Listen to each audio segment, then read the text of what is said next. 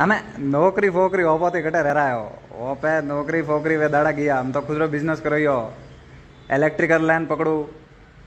50 लाख रो माल आई दुकाने 2 आदमी राखू 20-25% रो मार्जिन है मीना रो अगर मैं 2 लाख रो माल पर वेचू के शंभू जी 2 થી 2.5 लाख री कमाणी पक्की है 12 महीना में ओपड़ी है के ओपड़ी हालत पूरी है के एकदम चेंज हुई एकदम सप्पा दालदर दूर नात्री तो अपने में हिम्मत है शंभूजी बंदारे में हिम्मत है कि खुदरे बलबूता माते करे है के